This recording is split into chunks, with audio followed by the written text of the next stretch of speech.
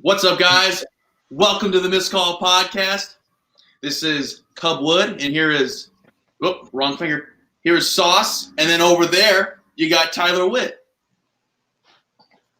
Fuck. This way. I got it. I've got to figure it out. Yeah, we got all three of the call boys in studio today. It's going to be a good one. It's been a while since we've actually done like just a regular ass podcast. We've been pumping out tons of interviews for Women Athletes Month, but we're excited to be here today. We're going to talk about The Last Dance. We have to talk about the draft, the NFL draft, which is tomorrow, and we're gonna dive into all of it. I think we got some segments here at the beginning of the show too that we're going to dive into as well. So let's get into it. I guess we'll talk about the best thing we saw this week. It feels so weird. It's like we've been out of practice, Cub. What did you say? It's been 3 weeks since we've done like a news pod, if you will, and it feels a little odd. But let's jump into it. We got 3 weeks. Do news episodes? What are our segments again? We're doing Stephen A. Smith, right? Oh no, we're doing Lady Boners. What were some of the other old ones, man? The Stephen A. Smith Has Something to Say was awful. Lady Boners was short-lived. That was way back when. If you've been with us since the beginning, Goats, yeah, Goats was another one. Oh, but all right, screw it. Let's jump into the top two. Have been there forever. Yeah, best thing we saw this week is an oldie, that's for sure. So let's start there. What's the best thing, Tyler? You're here for a good time. Well, we'll let you start. Probably the best thing I saw this week. My friend Ricky came back from Florida this week, so yeah, I know. Just nice to have an old friend back. Being stuck here in Illinois isn't exactly ideal because I want to be playing football, but at the same time, getting some time to see him and being able to hang out with him has been really nice. So, yeah, you should be in Bowling Green right now, but yeah, because of uncertain times. And by the way, can I just say I'm completely exhausted of the phrase "uncertain times" or "dangerous"? I'm tired of that phrase so much. But you should be in Bowling Green right now. When was the spring game? It was Saturday. This past Saturday, right? Yeah. And we were all supposed to be in Bowling Green. Mm-hmm. And here we are. Beers with Big Red, living large. Butt chugging with Big Red. kissing statues, shaking hands. Hey, we're out here meeting people, Tyler. Yep. Elbow dropping bushes. Shake and move, baby. Jumping bushes. Elbow dropping bushes. Taking shirts off. I didn't take my shirt off that night, did I? No. Boss did. Bush Boss. Oh, that's right. Yeah, that's right. Yeah, fuck Bush Boss, first and foremost. It's every episode. Oh, I thought we could swear on these ones. Not if something happens in the future, we can't. Gotta learn, bud. Every time, man. Every time. Kyle, what's the best thing you saw this week? The best thing I saw was actually this morning. I think I found my new apartment. Oh. I'm looking to get a studio. I'm looking to live Cub Den? Huh? The Cub Den? The Cub Cave. No, Cub Cave. Ooh. Cub Cave. The Cub Grotto. Maybe. Possibly you.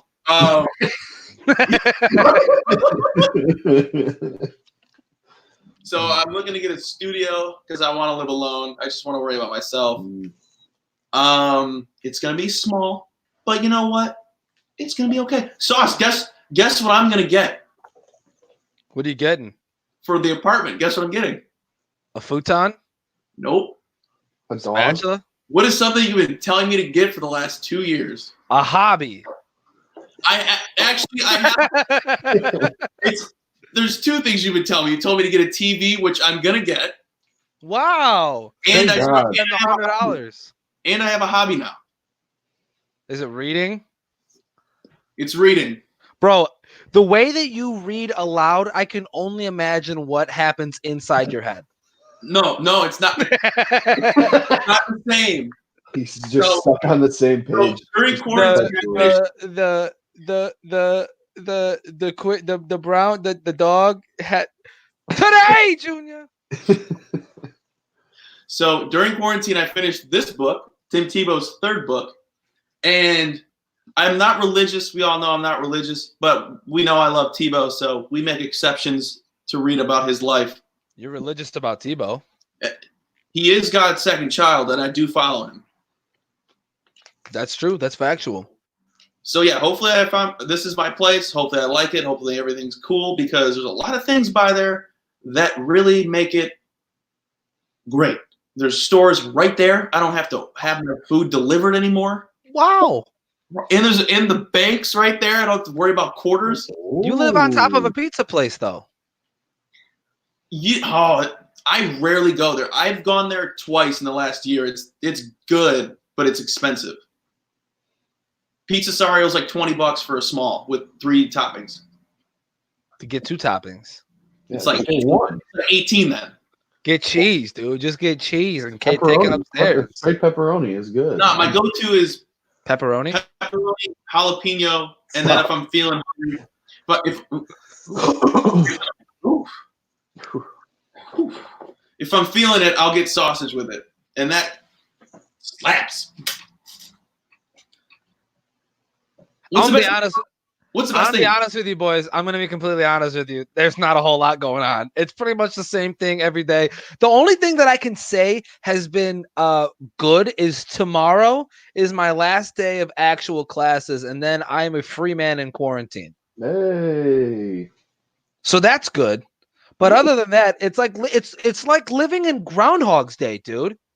It really is. Like living in the movie Groundhog's Day. Every day I remorsefully wake up at 11 o'clock and I hate myself because it's 11 o'clock and half the day's gone. Exactly. I wake up and I ponder, what shall I eat this morning? And I'm like, I can't be fat. I need to lose weight. And I'm like, I'll have I don't even know. I'll have eggs. And then I did that for 2 days in a row. And then I hate eggs. So I stopped eating them. Same. And this morning I had a bagel with butter, which isn't great. Sauce. You know what you need to do? I hate eggs too. You got to combine it with stuff. Like a skillet. You like a skillet, don't you? I would throw down a skillet, yeah. So like make my bagel sandwiches. Uh-huh. Add like turkey bacon. Don't add the cheese and then put turkey on it. And there you go. With the egg. And then a bagel. You can have the bagel. All right. You know what I think it is with like weight loss and shit, dude? It's like did it again. You know what it is with weight loss, dude? It's like I feel like if I had somebody to tell me exactly what to do every day, I'd do it. I could do it. But it's the fact that I'm trying to like guide myself through this. Yeah, stuff, you want to do it yourself. Right. I'm not going to tell you that I did it all myself when I started. So when I started, my mom's like, when you get home, you're eating just chicken breast and as much broccoli as you want. And I'm like, no, we'll start tomorrow. She goes, you're starting today if you're going to do this. Yeah. I said, okay. So then I worked for my dad at the time. So when I woke up, my dad would make me breakfast because he knew I wouldn't eat it or I wouldn't make anything because I'm lazy. So without Phil really and my mom, and the morning's the hardest because I'm the laziest in the morning. Right. So if they make it, I'm fine. And then I just have to worry about lunch. And then dinner's made for me. I wish I could just every day, I wish I could wake up and be like, man, I hope I consume enough calories today. Tyler. I mean, I'm different though too. I'm trying to lose weight right now as well. You'd be surprised. Trying to lose? Yeah. So my goal weight for the season is 305. I'm currently at 310, and my ultimate battle while I'm home is eating carbs because I eat so many carbs while I'm home. Like I eat Italian sausage every week, Italian sausage sandwiches every week. I eat pasta every week. And I'm not saying that it's bad because I love it. It's so good. It's delicious. Yeah. Like pizza every Friday or whatever. But I'm in a constant battle with myself. I get down, like I'm maintaining. So I get down to 310 by by weigh-in day because I have to send a video to my coach of me weighing in. And, yeah. And then It's like Jenny Craig, bro. and then I immediately go home, and then for dinner I'm like, Mom, I got to eat pizza because I'm starving. So, I kind of feel you, but at the same time, I think it's more of a routine. You put your body into a routine. If you want, speed up your metabolism, eat like snacks throughout the day. If you want to slow down your metabolism, obviously don't eat as much. Right. So I think all of us can kind of agree though too, like being locked in the house and just having it all readily available to us all the time is so hard. Like I get up, like if I'm working on something and I stand up and I'm walking around, I'm like, oh, food, because it's here. Whereas like if I'm at school and I'm out on campus and I'm like, maybe I need to stand up and take a walk or something. I'll just take the walk because the food's not as readily available. I'm broke as a joke. yeah, there you go. I like it. Hey, so I'm broke, so I don't always have food in the room. So if I need a break, I just take a walk or do whatever. You know what I mean? I don't know. I'm just rambling at this point, but that's what it feels like. I don't have a best thing I saw this week because it's all the same thing every single day. I tweeted out like 2 weeks ago. I'm like, I've been living the same day every day for 30 days. It's literally Groundhog's Day, dude. It's an awful, stupid, horrible version of Groundhog's Day.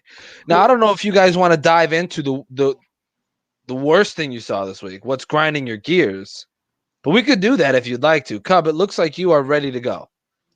All right. So as we all know, I go to DePaul. I'm in my last quarter. So I have 6 weeks left, and then I'm done, possibly forever. Woo! I don't think I'm going to get through it. These online classes are the absolute worst. They're the worst. I can't work online. I can't do it. I can't do it. Yeah, honest to God, dude, I feel you 1,000%.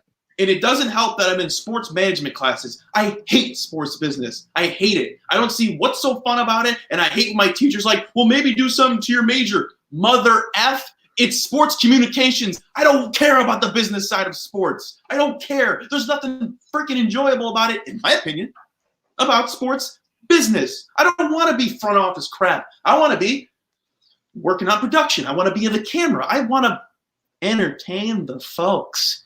Nobody in a business office is entertaining the people. I hate it. I hate it so much. Like, there's a thing on D2L. I don't know if you guys use D2L for school, but that's where my stuff is for classes. There's a little calendar on there, and it says what stuff is due. Some of these classes don't even have what's due there. So I got to go to the syllabus. I got to check the submission box. I don't know where stuff is due. So then I get an email from one of my teachers saying, hey, you forgot to turn this in. Oh, shit. Let me fucking DM you real quick. Look what I just did, Sauce. I just did a you. Yeah. Yeah. I mean, I think every student out there, anybody who's watching who is a student, I think that everybody can get on the same page and say that online learning is not fun, dude. Tyler, I don't know about you and what Western's doing, but like online learning is just not the move, bro. Yeah. Engineering classes online are definitely not enjoyable. By the way, let me cut you off real quick. I don't think everybody knows how extremely intelligent you are. Like it's kind of a stereotype that that offensive linemen are smart, but you're an engineer, dude.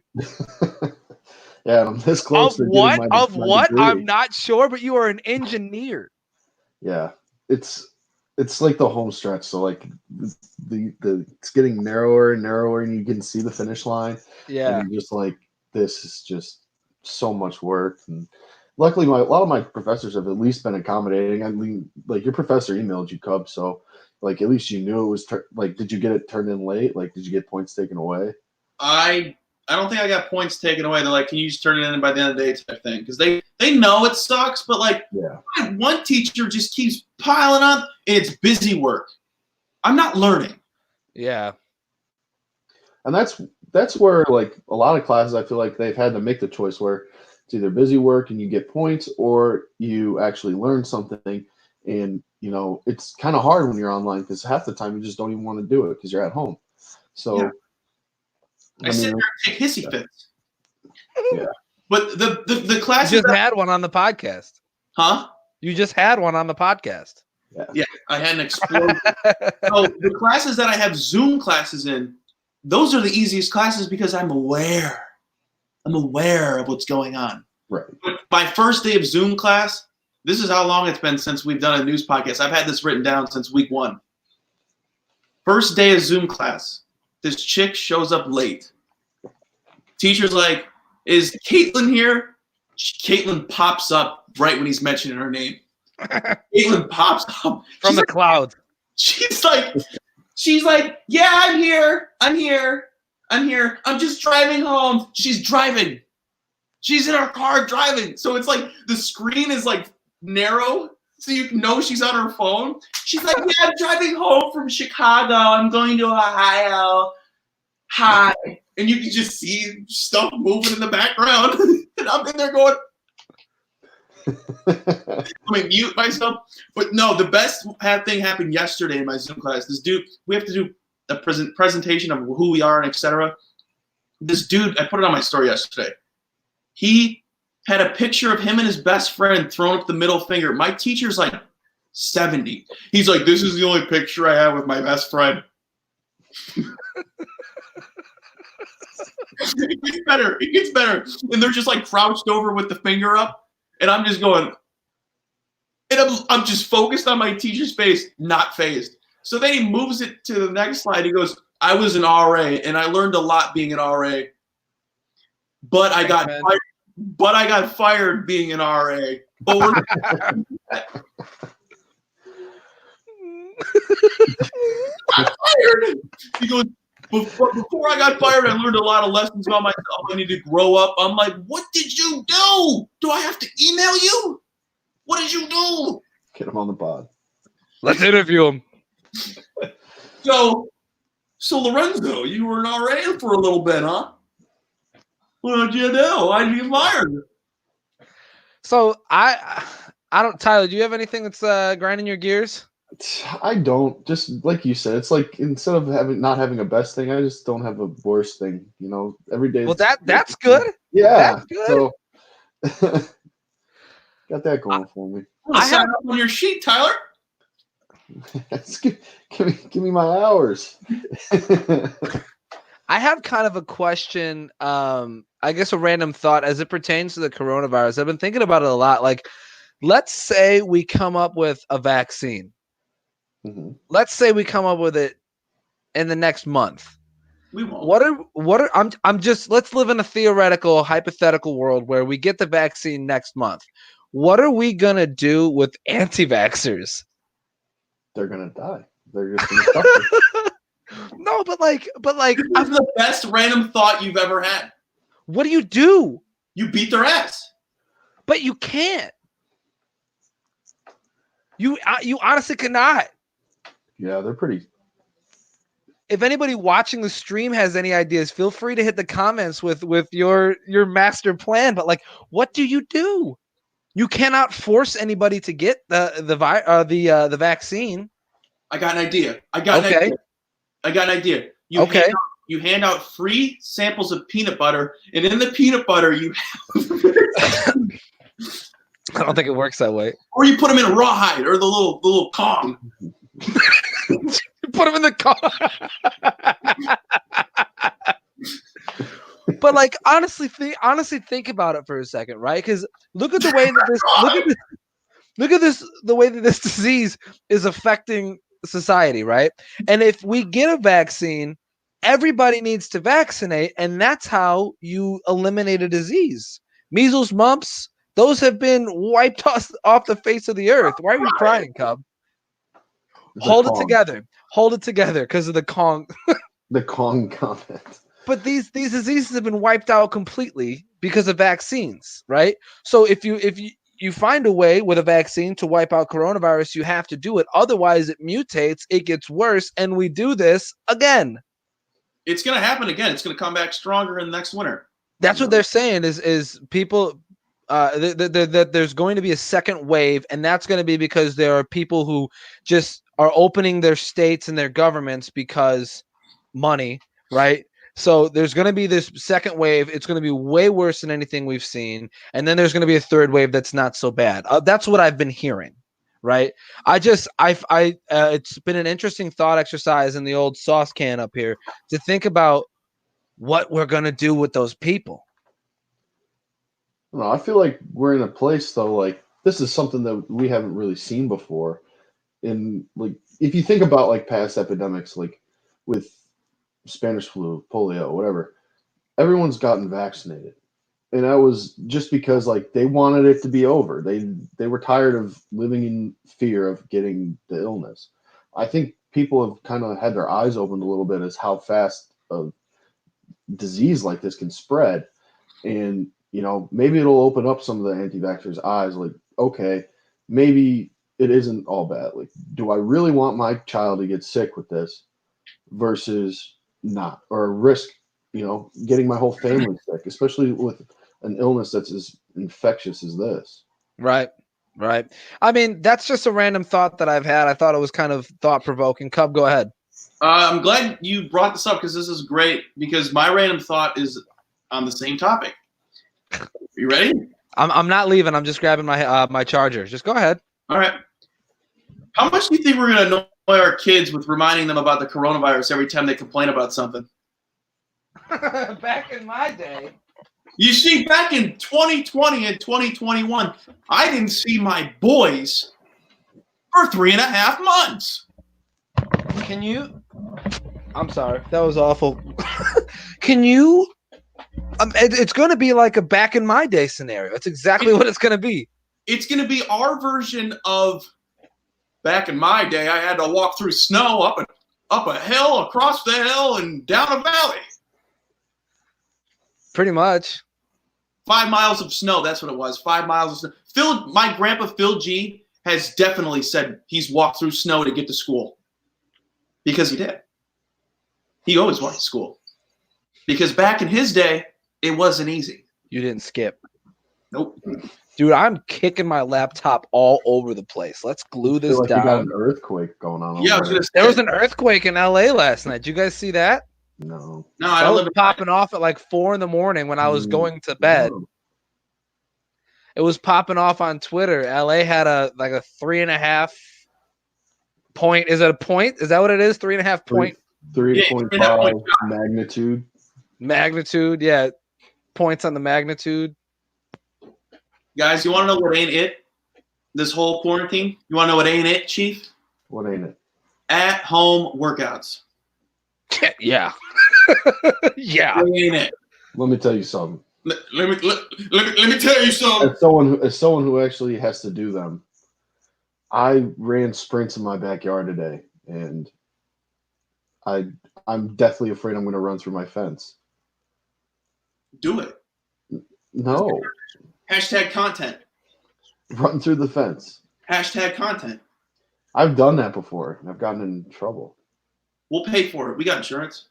Well, and the random inanimate objects that they're like, oh, if you just throw this loaf of bread over your head, it's very similar to the same movement. You know what I mean? No, I totally get that. We have. Go ahead, Tyler. We have at-home workouts, so we have an app that we follow. And there's 2 separate workouts for guys who have gym access and guys who don't.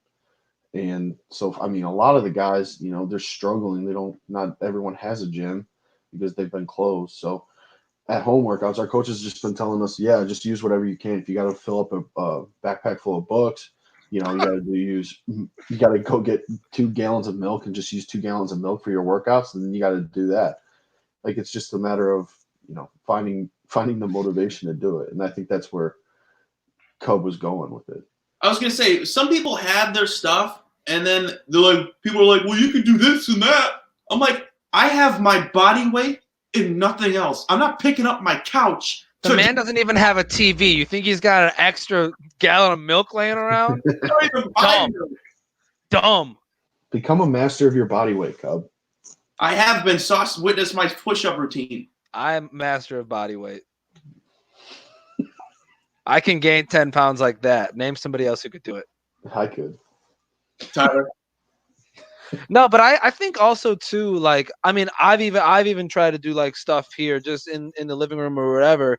Like, I think it's like when I go to the gym, I'm in the mindset that like I'm here to lift, I'm here to stretch, I'm here to do whatever, right? When I'm at my house, I think psychologically I'm programmed to not be doing that right now. Does that make sense? So it's really hard to find the motivation. It's really hard to complete a workout successfully. Maybe this is me just being fat No.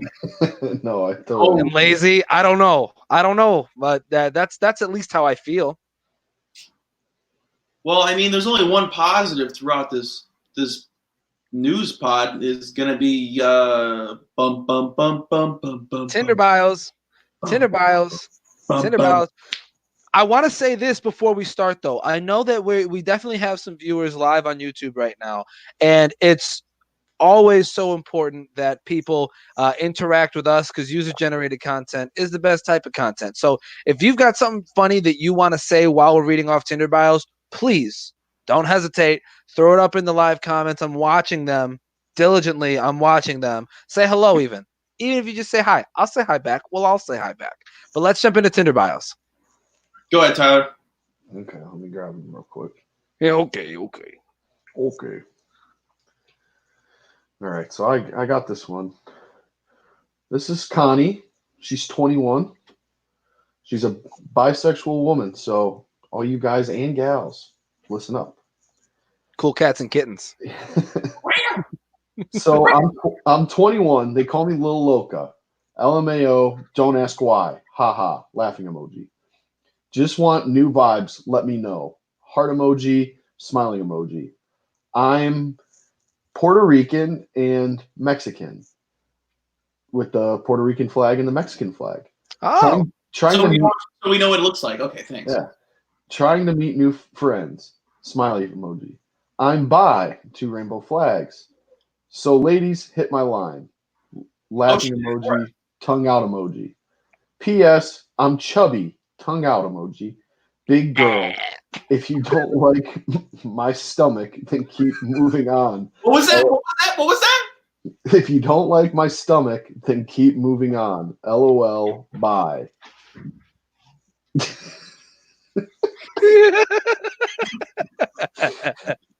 With the thumbs up emoji and another tongue out emoji. And then the okay laughing emoji and the 100 emoji. Who uses that still? Nobody. Also looking for just a sugar daddy. Let me know. Smiley emoji. This is stupid. All right, stop it there, Tyler. This is stupid. That's it. I mean, I didn't have anything else to read. She wants new friends, but she's also looking for a sugar daddy. Rude. It's far too wide of a net. I mean, I think just on pure emoji account, I'm out.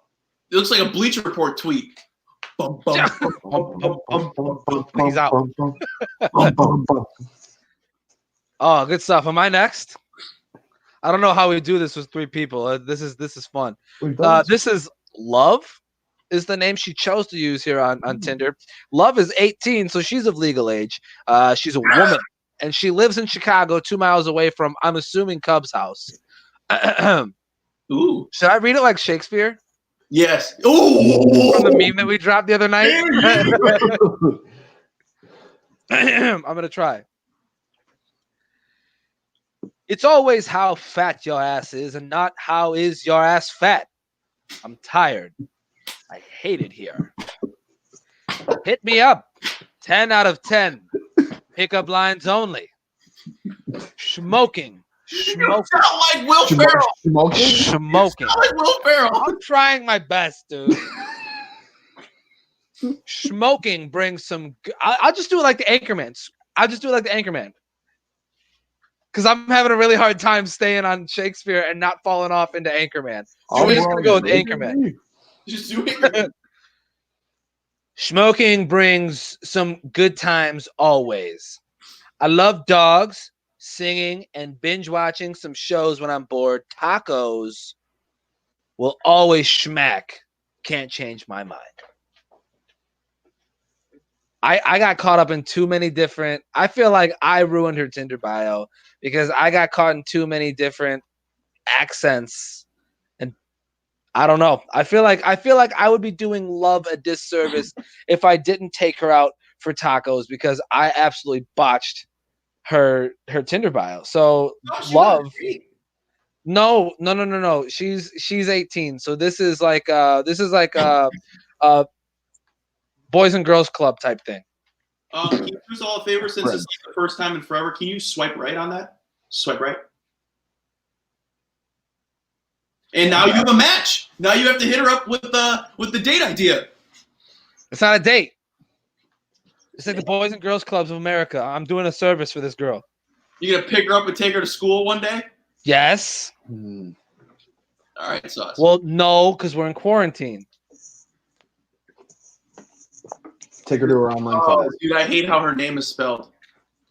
This is Brittany, Britni. No. I'm out. She's an All right. She's an MA for special needs kids at USD 260. She's 711 miles away from me. Now, before I read this, Sauce, this is how it's written out. I'm not stuttering. Deal. Had to shave my head. What? Nothing. Burped. Had to shave my head so big as cute anymore.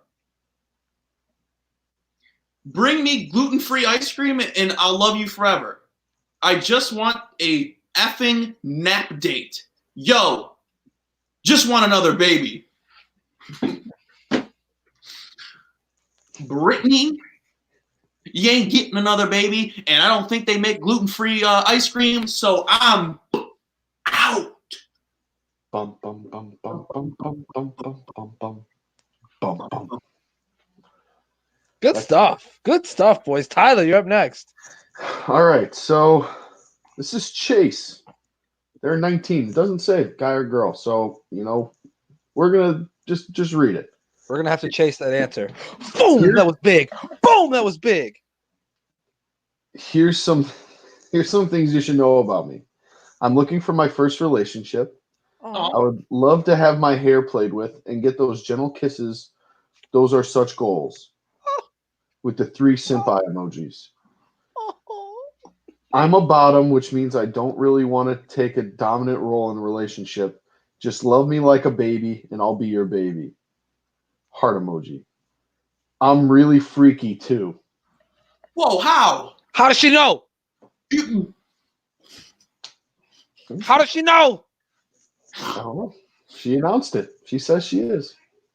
You ain't a freak if you say you're a freak. I think you're not a freak if you're still looking for your first relationship. Yeah. Who you practicing with? Is she having premarital sex? Whoa, no. No. We don't do that. We don't be like, hey, I heard you're having what? Chase. Hey, I heard you like premarital sex, Chase. I'm out. We're out. We can't do it. To the sun. Bum, bum, bum, bum, bum, bum, bum, bum, bum, bum. We're way up, boys. All right, I actually have a submission sent to me by my friend Mandy. Mandy sent me this Bumble date from Dakota, who is a fulfillment associate at Amazon, and he is 24. I don't know how Bumble works, but there's a message under this unruly picture of him.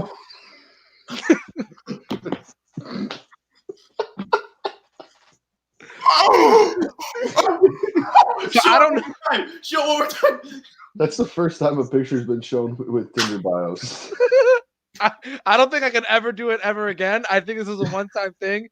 But like, this is how he took the picture. I'm gonna pick my laptop up and show you guys how he took this picture.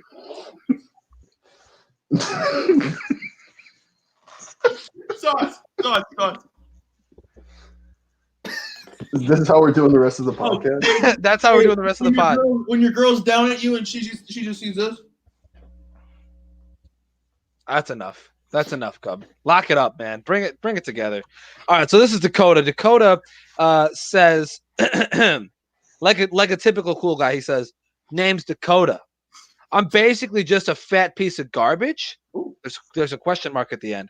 I'm basically just a fat piece of garbage.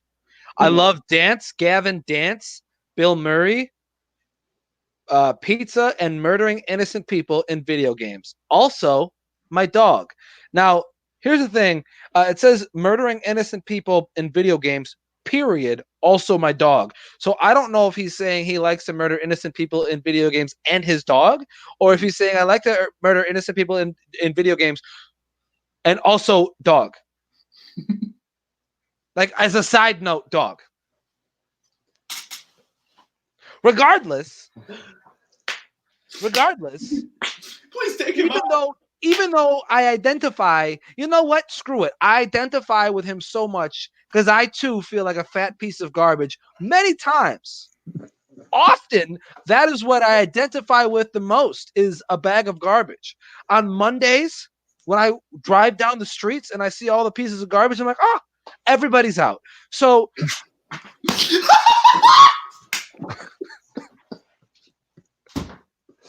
all our friends are here. Anyway,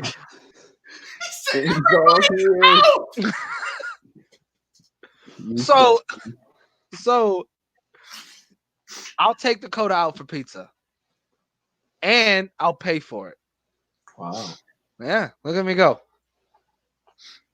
That was 2. I was in on both of them today. That's impressive. This is the first time. This is the first. Sabermetric my first time. First time Sauce has ever High five. said yes to both.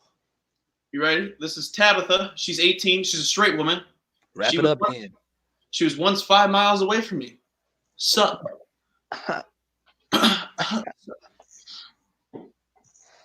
So I'm single. I do a range of things. I'm in college to work on film in the film industry. I don't know which part yet. I love acting though. I draw, paint. I don't have any pictures up, but I played basketball for 4 years. Where? I like someone who can just match vibes. Sauce, what do we say about that? Automatic out.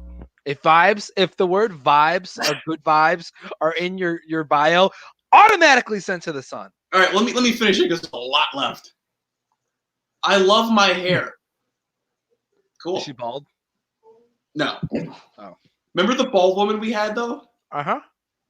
She was beautiful. I honestly thought she was gorgeous. Continue with the. I like to think I'm funny. Well, Sauce, what do we say about people who think they're funny?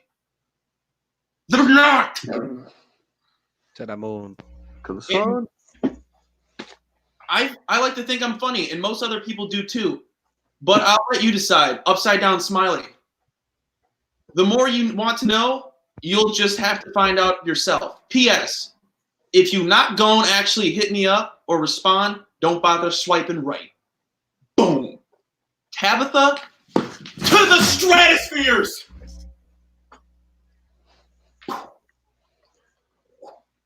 She's gone. Attaboy, Tyler. Bring it home, baby. Bring it home. Oh, all right. Well, this concludes the start of the show, and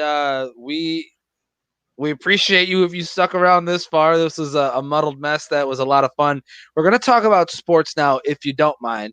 So this is where you tune us out. We appreciate you for being here. But now it's time to talk about the things that we actually know a thing or two about. Boys, The Last Dance aired on Sunday. The first 2 episodes aired Sunday. I know we all watched it because, well, I just know certain things. I'm curious what initial thoughts were. I thought it was phenomenal. I thought it was very insightful. I thought there were a lot of small details that you can pick up on and really learn a lot about not only the Chicago Bulls of the 1990s, but you can also learn a lot about the interworkings of a front office, which is a lot of times there's a lot of sports fans out there that just don't get it. about how the business side of sports work. They don't get, oh, why didn't you re-sign my favorite player or stuff like that. I thought there was a lot in there that explains exactly why. I really enjoyed watching, and I'm curious to hear what you guys say. Me? Yeah, go ahead, Ty. Okay. No, I thought it was really cool. I thought it was really insightful, like you were saying. Just, I'm not a really big basketball guy, so my extent of basketball is that I like the Bulls, just because I'm from Chicago. So, sitting down, I watched it with my parents, and hearing some of the stuff that they had to say in regards to it. How crazy it was, like when Michael Jordan was playing, or when that team was playing, how it was so cool, like the atmosphere that it brought to games and stuff, and that people, there was a couple scenes where Michael Jordan would just be leaving a stadium, and there would be so many people just trying to get a picture of him. And that my dad was telling me, like, oh yeah, that was literally every game. It wasn't just like, oh, okay, well, certain games. It was every game. So I just think it was really cool to get that insight from my parents, and also, just sit down and actually watch it. Yeah, without a doubt. I was listening, even though I wasn't sitting here. I was listening the entire time. It was like watching the post game stuff. It was like watching a band, like a really popular band, like the Beatles or whoever. It was like watching those guys exit a stadium or enter a stadium or anything. I thought it was particularly funny though when they went to Paris, and then one guy was like, "Can you sign this for me?"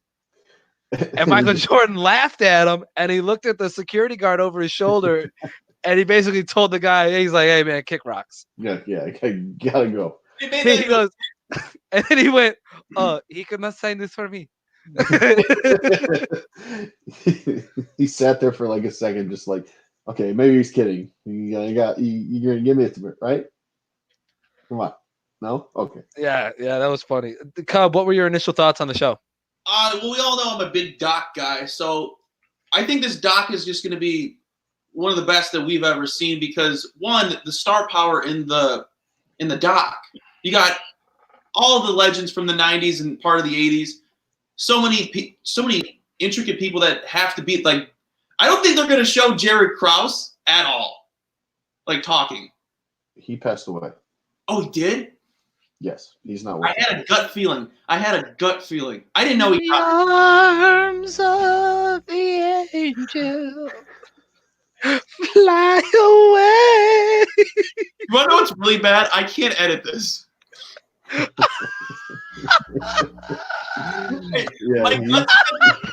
he passed away. Jerry Krause is dead. Oh no! Moving on. Forget what I have to say. Just talk. Sit in it for a second, Cub. Sit in your mistake. Oh, damn it. Okay, go ahead. So Jerry Krause won't be talking anytime soon. Continue. Dead.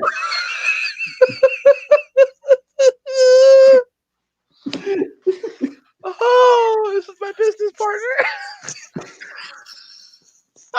So the number one thing I really liked watching was Michael Jordan's scotch glass just gets more empty. As every time they show him, be like, okay, it's full. Oh, it half. Michael be taking some sips. I'm just waiting for him to be drunk. Yeah. Well, bro, his eyes looked. Somebody said his eyes looked like Velveeta cheese. Jesus.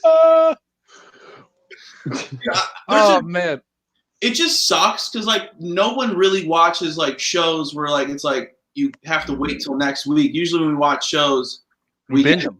We binge them. So I like it and I hate it at the same time. Because like when I watch documentary, I want to finish the night I started it, unless it's like 12 episodes.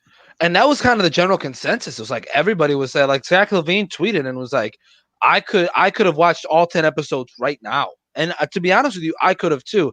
But I also think that it's going to be super cool to have something to look forward to in terms of sports. We're going to have something for the next month. to look forward to on Sundays. You know what I mean? 5 weeks of MJ. Yeah. I mean, and there were so many, like I was saying, there were so many little moments like throughout it that provided both really in depth. Like if you sat and you thought about the thing that happened, like it provided some really interesting moments of thought, but there were also these little moments of comedy where it was like Jerry Krause would walk past Michael Jordan and and Michael Jordan would be like, "Ha ha, fat fuck." No, the one where he's like, you coming out and do layups with us? He's like, Jerry's like, yeah. He goes, we'll lower the rim. He's like, dude. He's like, he said something about his diet pills. He was like, you taking short pills or those diet pills? And then he's like, oh, the diet ones stunt your growth. That's the same thing. It's like, they would tear him apart. I think one of the funnier aspects of the whole thing was just how good Michael Jordan was. Like some of the comments that his teammates made, like I forget who it was, but they said, yeah, I was better than Michael Jordan for about 2 weeks. And then he was just that much better than him. Like that was him in college. Yeah. Me and my dad were laughing so hard just because like he was just that good. Like to hear someone who, I mean, is like in the position to say, yeah, I'm a good basketball player, to say that I was better than him for 2 weeks and then he was that much better than me. I think it was James Worthy that said it. Yes, I think that's who it was. Yeah. They were college teammates for 2 seasons. But man, it's just so cool. And I love watching really in-depth sports documentaries. Like, I mean, the whole 30 for 30 series has been awesome, you know, because there are a lot of right. I mean, but there's a lot of topics that documentaries are done on that I just don't care about. I just don't care. But when you provide these documentaries and they're so well done and you put good film crews on it and stuff like that, you know, it's very interesting for a guy like me, and I would assume all three of us to watch. What else? I mean, I thought it was funny too that we figured out exactly how much Scottie Pippen made, and then everybody was like, Scottie Pippen's broke. Scottie Pippen's not broke. He's not. But it was like everybody was like at that point in the documentary poking like almost fun at the fact that he was only making 18 million over seven years. I don't know. I found it interesting. And then Larza on Twitter was like, he's doing just fine. Let me tell you that. He's making more than me. He's making more than a lot of us. Yes. It's factual. But what I liked about that though is that it gave insight. Like he told why like he accepted a contract that way. And even Jerry Reinsdorf was saying how he recommended that he didn't take that contract. But he had people that he wanted to take care of, like his mom and his dad. I mean, coming from a family of 12, that's a ton of people that he's trying to take care of. So, you know, yeah. So I respect him for why he took it. But I mean, it was a shame that he wasn't getting paid as much as he should have been. Well, and on top of that, too, they were outlining the fact that he had 2 people in his house that were wheelchair bound. And at the time, that's not easy. That's anything but easy. And you're in I would assume he lived in somewhat rural Arkansas. So it can't be easy to house, I think it was 12 siblings and then his parents. So 14 people. Yeah. And then at the same time, try to be accommodating for 2 individuals with disabilities. Yeah, that was crazy. And I put in the same situation, I would probably do the same thing. I think we would all probably do the same thing and take the millions of dollars guaranteed. One of the moments that I took away, and it was very quick. If you weren't listening, you would have missed it. During the process when they were talking about drafting Michael Jordan. I forget. It might have been Krause who was talking about it. He was like, if we had the number 1 pick, we would have taken Hakeem Olajuwon as well. Yeah, I like that part. Yeah. Which is super interesting. He would have, if they were 2 spots up in the draft, Chicago would have never known the greatness of Michael Jordan the way that we do. Obviously, you know, everybody hails Michael Jordan from all over the country, but we would have never known it the way that we do. The thing with that doc is it just adds to like me wishing I really grew up in the 90s. Yeah. Like, I really wish I grew up in the 90s. I feel like the 90s were one of the best parts in history for sports, music, anything really. It's just a Not great fashion, time. not fashion, but Clothes were getting there. They were getting there. But no, just the 90s seemed like a dope time. The 80s felt like a dope time. So if I was like born 85, it would have been a pretty cool time.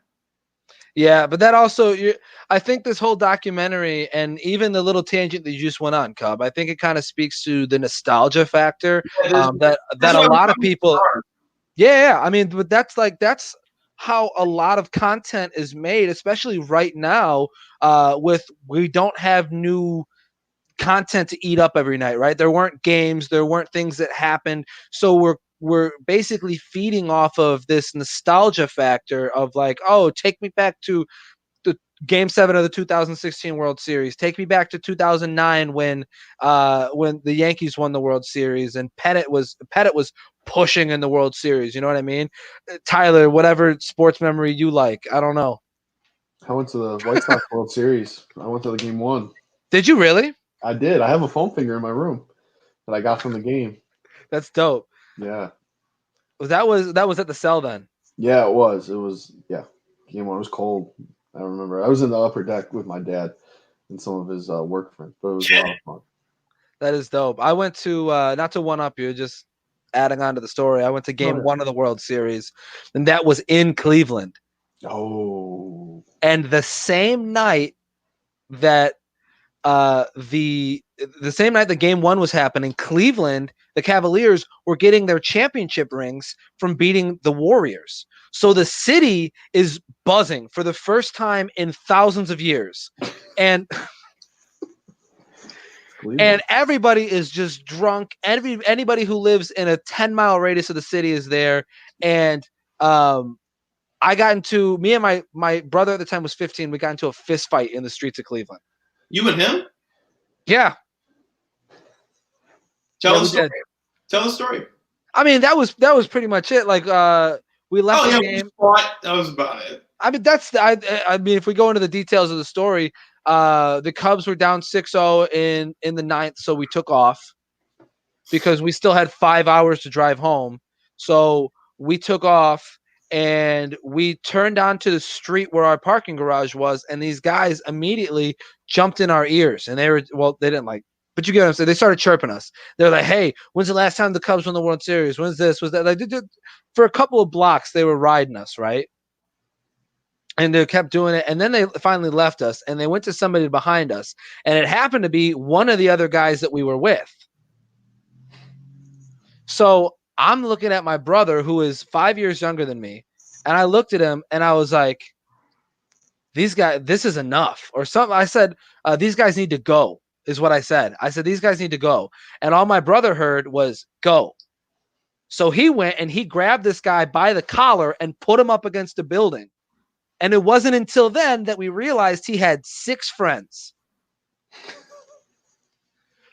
So very quickly, I find myself in a situation with my arms tied behind my back by 2 individuals, and there are 3 people lined up in front of me, just ready to bug it. Bop, bop, bop. And I caught a pretty good one, but that was pretty much it. Interesting. Not to one up your story, Tyler. No, it's fine. Wait, Tyler had a story? No, I didn't, obviously. I'm just an intern, man. My stories don't matter. Your stories matter. I'm sorry for cutting you off, Tyler. No, you're good. Tyler, I'm Tyler, sorry. you know why you're here. You're here to talk football with the boys. Let's talk NFL draft. How about that? Eh? Yeah, that's the best transition ever. Yeah. Way to go, Cub. You think so? It's pretty good. I thought so too. Thank you. Pretty good. So yeah, we have the NFL draft tomorrow, which has been something I think everybody has been looking forward to because, like we said, there's no sports. So it'll be interesting to say the least. Obviously, everything's going to be done through Zoom calls and stuff like that. But let's talk. We know Joe Burrow's going number 1. If he doesn't go number 1, it'll be one of the biggest shocks. He's been talked about as a number 1 pick since before LSU won the national championship game.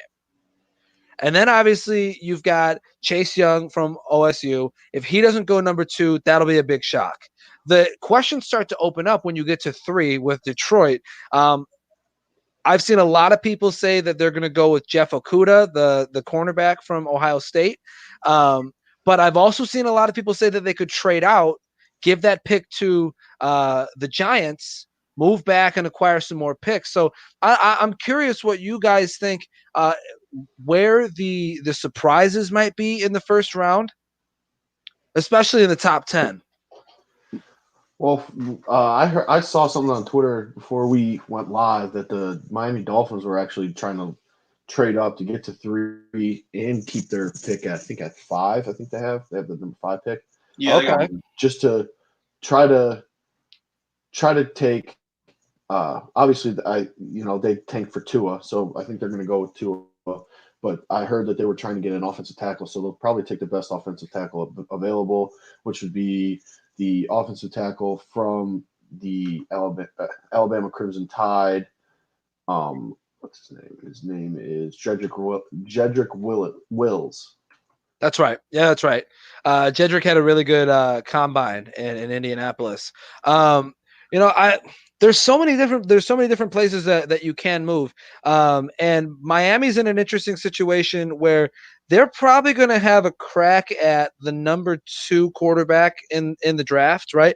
They're definitely not going to get Joe Burrow. There's no way that they have a package to move up for that. But like I said, Detroit is in that interesting situation where they could bump back, and Miami is a team that they could trade with. Detroit is another team that they could trade with. I don't think the Chargers or anything past that are teams that really would propel themselves up to go after a quarterback. I don't know. See, with the Giants pick, what the Giants really need is offensive line help. They have the quarterback now. I'm forgetting his name, but Danny Dimes. Danny Dimes. They're trying to protect him. They have Saquon. They have a couple of nice pieces, but what they're really missing is a solid, cohesive offensive line that will allow the protection that they need to be successful. And I think it's the GM's first or second year there. So give them some time. This draft will hopefully turn out a little bit better for them. Get some guys that are ready to play now, some guys that they can develop, and hopefully they can become a little more competitive than they were last season. Yeah, most definitely.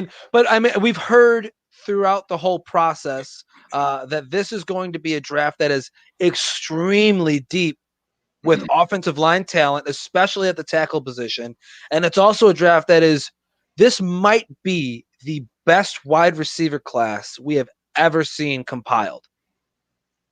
There are wide receivers galore. I would say there are 6 or 7 wide receivers that are worthy of a first round pick, which is crazy. Yeah, absolutely. If you just look at, the playoffs, the college football playoff, you had Justin Jefferson from my boy, LSU, CeeDee Lamb, Oklahoma, Jerry Jeudy. You have Henry Ruggs. Right. You have all these guys that are, that are going to be impact players immediately just because of how they've been developed throughout their college career. And the fact that they've been able to play in those big games also stands out. The ability to have a good pro day, ability to have a good combine testing, because most of those guys went to the combine as well. So, all that put together, it just, it adds up to get an early pick. Yeah, you're definitely right, Cub. I'm curious. You've been a little quiet. Do you have any situation that you see might play out as kind of an interesting scenario? That's something we might not be expecting coming on the first night of the draft. I don't have anything. I don't have any takes with the trades and stuff because I feel like even if the Dolphins don't trade up, they're still going to get whatever quarterback they want. Mel Kiper has them drafting Justin Herbert. Honestly, I'm not sold on Herbert or Tua. Herbert isn't really that proven in the big moments, and then Tua's hurt, and you don't know how well he's going to come back from that injury.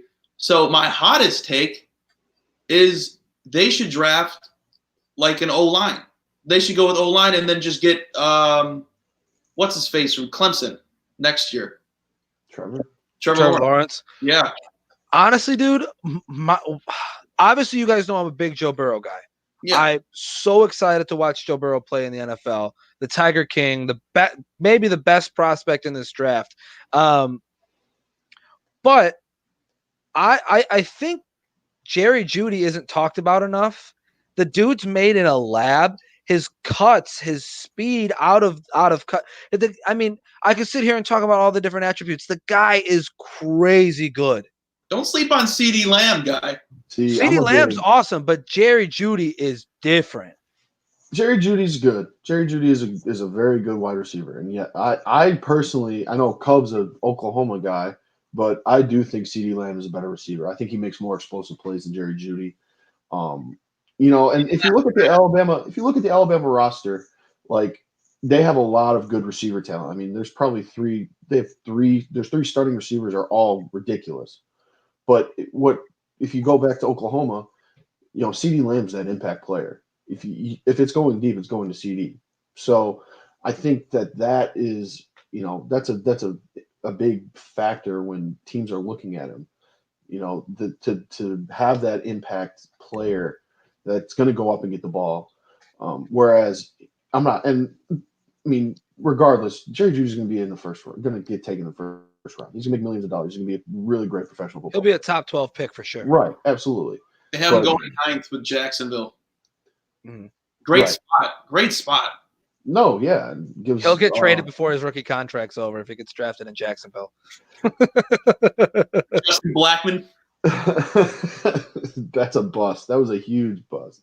He was just supposed to be good. Yeah, well, he was in college. He was really good. Oklahoma State. Mm-hmm. Well, I mean, you think about the Jaguars.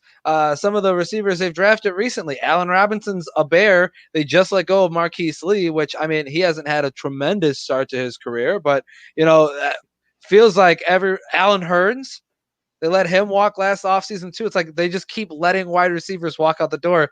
I think Jerry Jeudy might be available in a couple of years if they draft him. So hey, go at it, Jacksonville. Go crazy. They have so much issues in that front office. It's ridiculous. Yeah. You're right. You're 100% right. Go ahead, Tyler.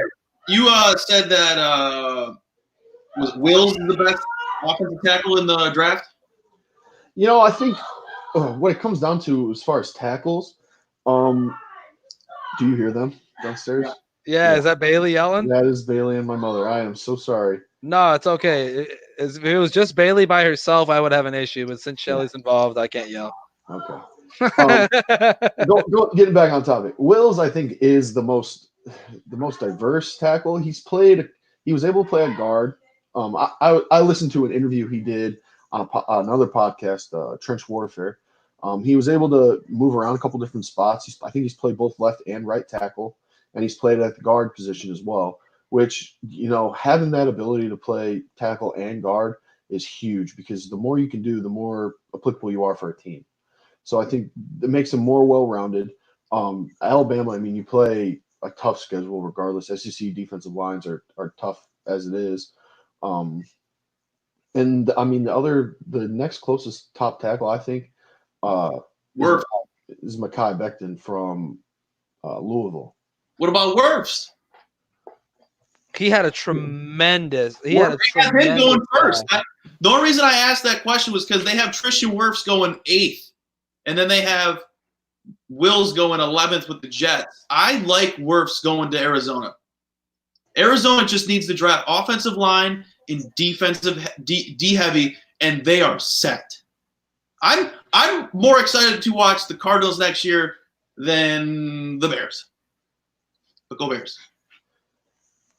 I don't know. Arizona. That offense. I have mixed feelings about Arizona though. I was not a big believer in who's their quarterback? Kyler.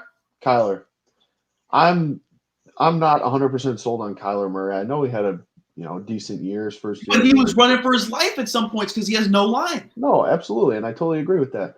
But I don't know. I just think there's something there that's just not going to add up. It's not going to, like, in the long run, it's just not going to carry over.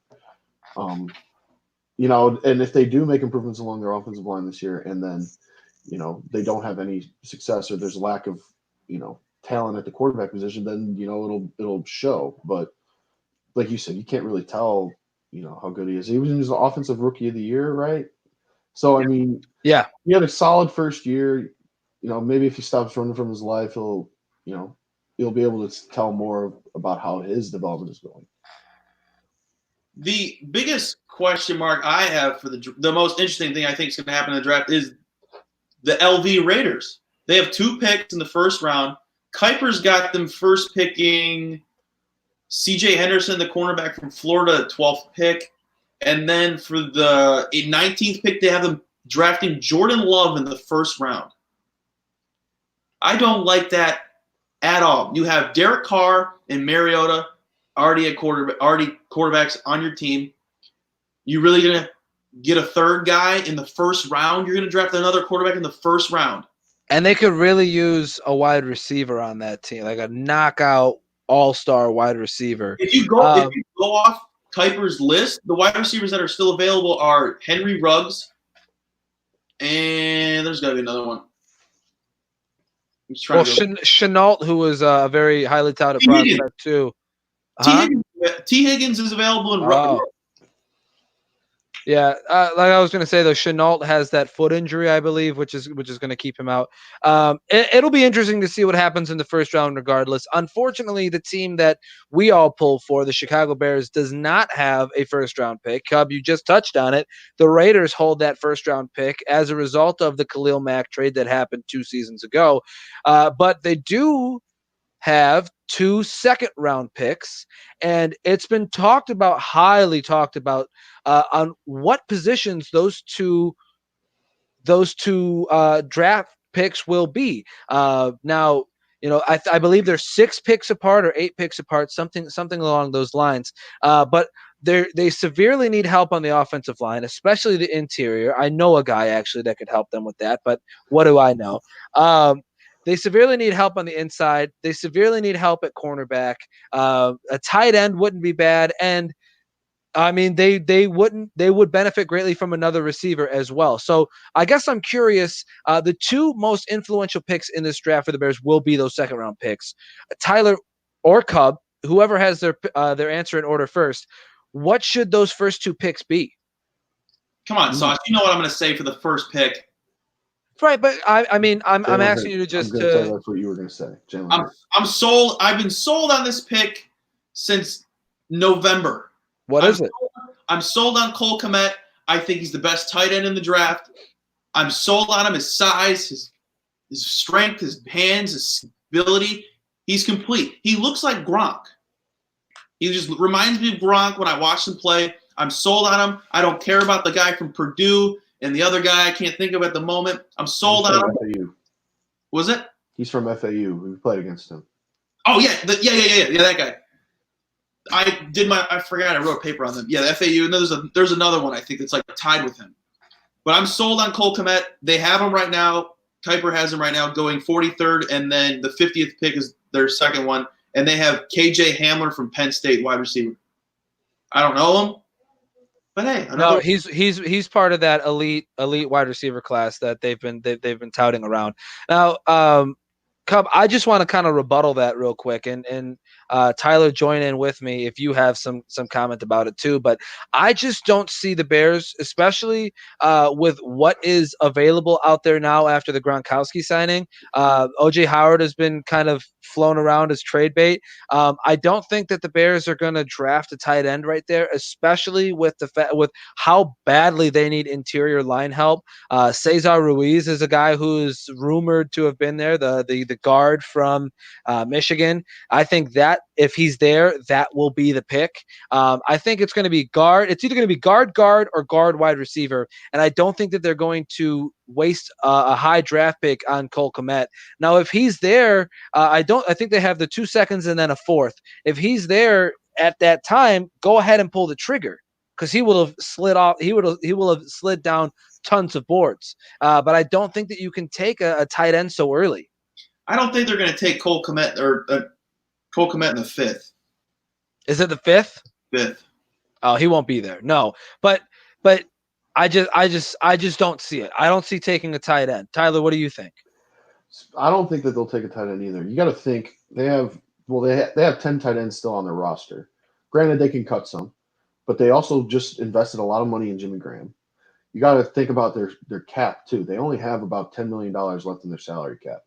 So with all the rookie contracts they're going to have about $5 million. So if you're looking outside of making deals like for OJ Howard, they're only going to have a little bit of money to play with too. So if they miss there, they have Jimmy Graham. I think that's why they did the signing of Jimmy Graham, because he's been in the league for a while. He has a resume. He's a hardworking player. I personally think that they need to go with a guard as well, an interior lineman, and then a position that I didn't really think that they needed, but I've recently discovered that they needed a lot of depth at and needed more help at is corner. You got to think Prince Amukamara was a really great player for the Bears, but they just didn't want to pay him. Yep. He was looking for a lot of money. I think if you draft a corner, best available corner at that time, I think someone that can go out there and make an instant impact that way. I mean, they have some guys, but they need more. If one of them goes down, you're not going to have the best guy available in there. You're going to have, someone who probably wouldn't play on any other team. So, going out and getting that talent also, I think that'll help solidify a defense that has only a couple holes. But I mean, as far as the second round goes, I'd like to see him take a guard and a corner. I like that. I like that lane too, Tyler. What you're thinking of. Cubs kind of freezing up on us. Yeah, I know. He's doing the robot. I think it'll be interesting though, because they're in a situation where their draft capital isn't great. They kind of put themselves behind the 8 ball with that Mack trade, but it's Khalil Mack. Anybody would do that trade. But they're in a situation where they can still select players who are going to have an immediate impact on the team. Now, anybody they draft at guard is going to immediately have an opportunity to start for the team. Right away. Absolutely. I think it's also important too, when you're looking at where they might go, look at how they filled certain holes during free agency. Them signing Jimmy Graham to the contract that they did, and there being available tight ends in the trade market right now, leads me to believe that there's not going to be a tight end taken, even though it seems like a good idea. You know what I mean? Do you really think they're going to take OJ Howard, or going to try and trade for OJ Howard? I think. Go ahead, Tyler. A lot of people are talking about that being definitely a possibility. I don't like it. He's a young kid. He can, I think he's still in his rookie contract or he's getting out of it. He's in it. So I mean, minimal cap impact. And you're talking about a kid who can maybe still develop, but I personally don't think that they're going to go after any tight end just because they have so many. And then, like I said, they've invested a big chunk of change into Jimmy Graham. If they wouldn't do that, if they're like, that's their guy.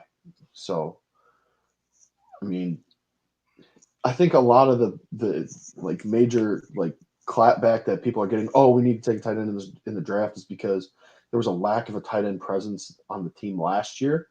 And I think definitely right now, I think we're better off without Trey Burton and having Jimmy Graham and the 9 other tight ends that we have. Yeah. Than where we were when we started, which is no tight ends. So I think if we moving forward with Jimmy Graham and see what happens in free agency, maybe you can get you can sign an undrafted free agent at the end of the draft and maybe get a diamond in the rough.